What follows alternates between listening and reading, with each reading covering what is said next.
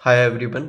आपकी सारी कन्फ्यूज़न जो भी आपके क्वेश्चन आए हुए हैं, मेरे को टाइम नहीं मिल पाता तो बड़े मुश्किल से वीडियो बनानी पड़ती है। तो मैं जल्दी से 3-4 मिनट में जो भी क्वेश्चन आए हुए हैं वो बता के आपके सॉल्व करता हूँ। जैसे एक क्वेश्चन बहुत ज़्यादा पूछा जा रहा है कि सीआर मुंबई जो सेंट्रल मुंबई का है वो नॉर्मल कैंडिडेट का कब तक आएगा ज्वाइनिंग अपडेट। तो ये सारी जो इन्फॉर्मेशन दे रहा हूँ ये 3-4-5 लोगों से लेके मैंने कंफर्म की हुई है, या ज्वाइनिंग कैंडिडेट हो या फिर जो ऑफिस में वर्किंग हो उन लोगों से कंफर्म कर रखी है मैंने। ठीक है। B2 एंड C1 वालों का क्या होगा, पैनल को लेके मतलब पोस्ट एंड डिवीज़न कब तक आएगा, क्या पता चलेगा, अलग से लिस्ट आएगी, ये मैंने अपने पिछली वीडियो में भी बताया था आपको। म्यूचुअल कैंडिडेट का मतलब जो म्यूचुअल ट्रांसफ़र लेंगे उसमें मेडिकल स्टैंडर्ड का क्या रोल रहेगा। नागपुर से जो भी हमारी नागपुर से अभी तक CCA वगैरह वालों का कोई अपडेट नहीं आया तो कब तक आएगा क्या है।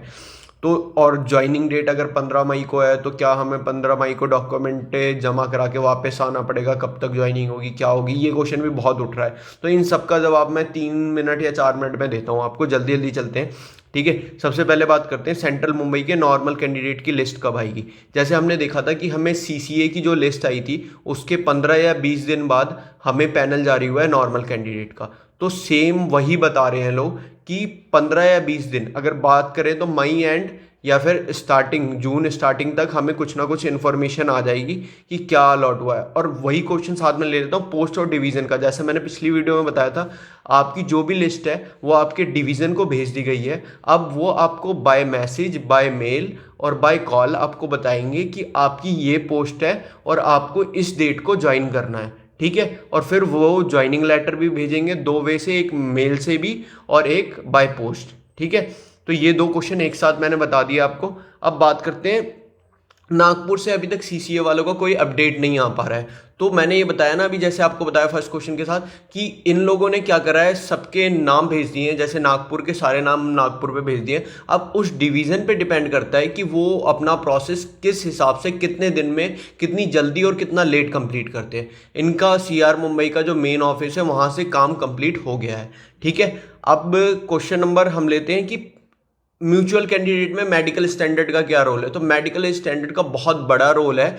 अगर कोई बंदा C1 मेडिकल स्टैंडर्ड का है और उसे असिस्टेंट वर्कशॉप मिली है तो वो A2 मेडिकल स्टैंडर्ड की पोस्ट के साथ म्यूचुअल ट्रांसफ़र नहीं ले सकता।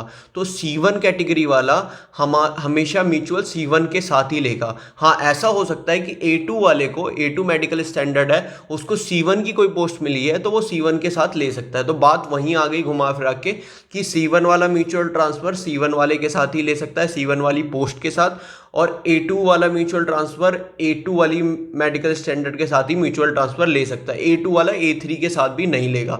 Depend on post same medical standard की होनी चाहिए और उसके लिए वो एलिजिबल होना चाहिए। तो मेडिकल स्टैंडर्ड का बहुत बड़ा रोल है। ठीक है।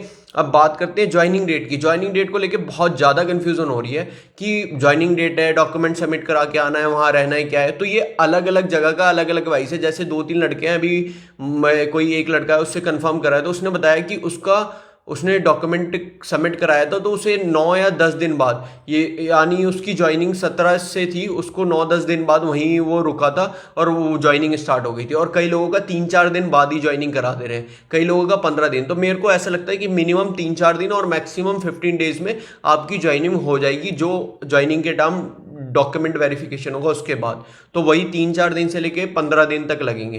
तो ये जितने भी क्वेश्चन थे इसका मैंने जवाब दे दिया। हाँ, B2 एंड C1 वालों का क्या, तो ये बात मैंने अच्छे से पढ़ी भी है, जो भी हमारे नोटिफिकेशन आया था नॉर्मल कैंडिडेट का, और मैंने 3-4 लोगों से कंफर्म भी करा। तो CR मुंबई में साफ साफ जो रिजल्ट आया है, अभी पैनल 3 आया है, उसमें साफ साफ इंडिकेट किया हुआ है कि ये सिर्फ A3, A2 और B1 वालों की लिस्ट है। अभी B2 और C1 वालों की पैनल अलग से आएगा और जितने पेंडिंग कैंडिडेट है उनका भी पैनल आएगा। तो और 2-3 लोगों से कंफर्म करा है, तो 99% क्या 100% कह सकते हैं कि B2 एंड C1 वालों का अभी अलग से पैनल, और जितने भी पेंडिंग कैंडिडेट होंगे उनका अलग से अभी पैनल जारी होगा। ठीक है। और ये बात मैं इस बेस पे कह रहा हूँ क्योंकि दो लड़कों से पूछा मैंने जिसके 83 मार्क्स है और एक के 78 मार्क्स है, तो उनका भी पैनल में नाम नहीं है। तो ये हो ही नहीं सकता, 83 वाले की रैंक मेरे ख्याल से टॉप 100 टॉप 200 में आता है, तो टॉप 100 टॉप 200 वाले को आराम से कोई ना कोई पोस्ट तो मिल ही जाएगी, इतनी कम भी पोस्ट नहीं है C1 वालों की।